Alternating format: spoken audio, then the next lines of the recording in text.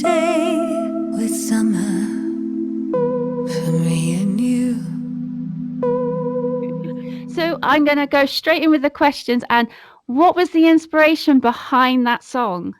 Oh, we're going for the jugular straight away with this one. This one, a few years ago, my mum called me and said, "Why did you leave all that stuff on the doorstep?" I didn't know what she was talking about. I said, "What stuff?" She said, "You've left a box of your stuff, your photos and your, souvenirs, all sorts of things. Why did you leave them at the door?"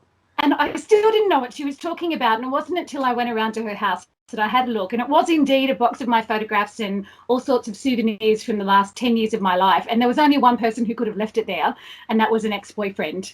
And so I figured that was his way of saying, that's definitely it. I don't want any of your reminders in my life. Now, you've got a new album that's just been released called Wallflower. What was the inspiration behind the album? But when COVID hit and we went into isolation, probably around the same time you guys did, about mid-March, it left a lot more time because I lost all my work. All my singing work, of course, just went out the door. I had a lot of time for thinking, and I really appreciated where I was, not the COVID bit, but where I was in that I, got to make a full-time living as a singer, and, the music that I had. And I thought back to when I was maybe early teenage years, when I lacked a lot of confidence and I didn't really know what I was going to do with my life. And I, like a lot of teenagers, I didn't feel like I fitted in.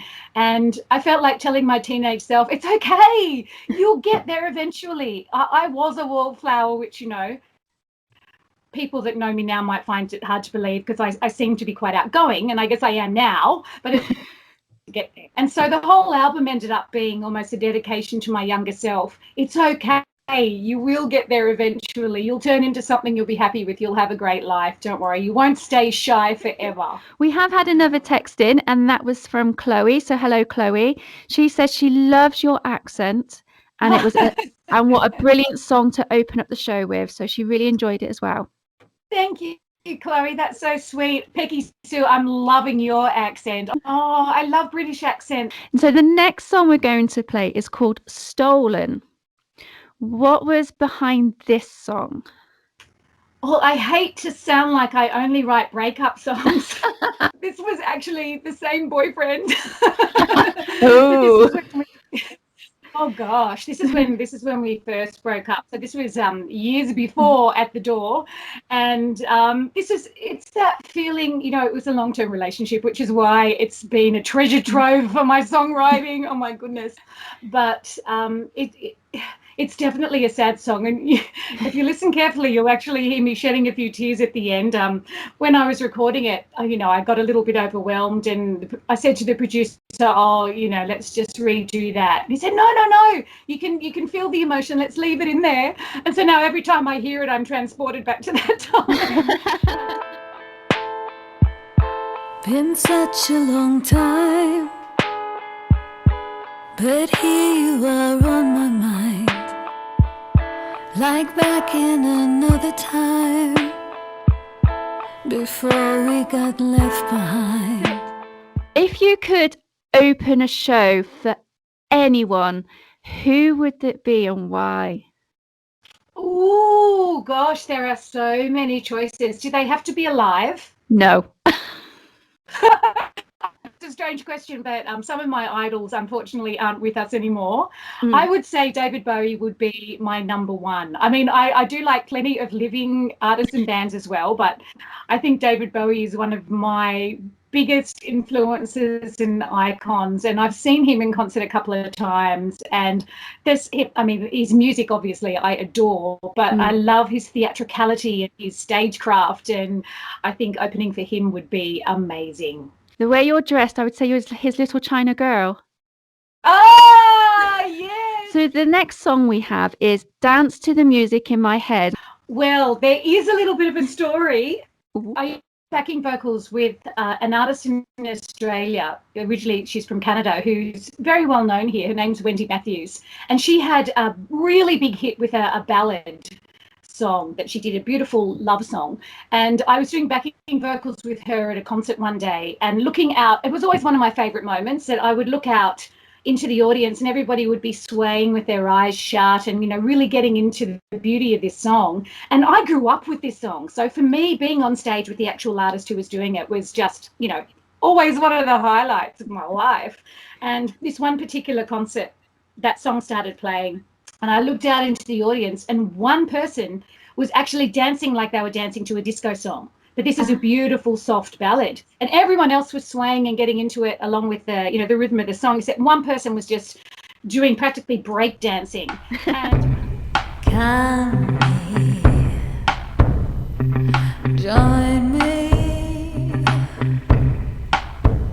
I can see it frightens you to look into my deepest blue. But I'll be watching you from here. Said, if you could do music for a TV series, what type would you aim for? Soap or sci-fi or something else? oh, sci-fi. Absolutely. I am such a big fan of sci-fi. I'm not saying I don't watch soaps because, I mean, they could use a breakup song or two, right? So Yeah. that would be good too. But if I had to choose, I've always been a massive sci-fi fan ever since I was watching Doctor Who with my dad growing up. But what So, got you into the music in the first place? my mum is still a good singer. You know, she would sing around, she's never been professional, but she would sing around the house, and I always sang. And I actually, it's funny because my mum would always say, oh, Mandy gets her musical talent from my side of the family.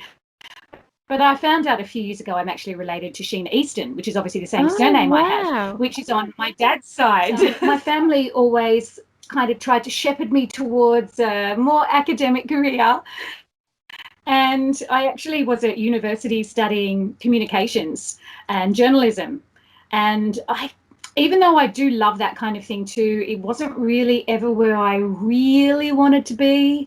So I got actually a corporate job working for Microsoft and doing their internal communications and journalism related stuff, writing basically. And I was always doing music on the side, and eventually I just took over and I thought, what am I doing? Whose life is this anyway? I really want to do the music full time. And so I left my big corporate job and just jumped in. And I've just loved it. It's just the best life, the best job.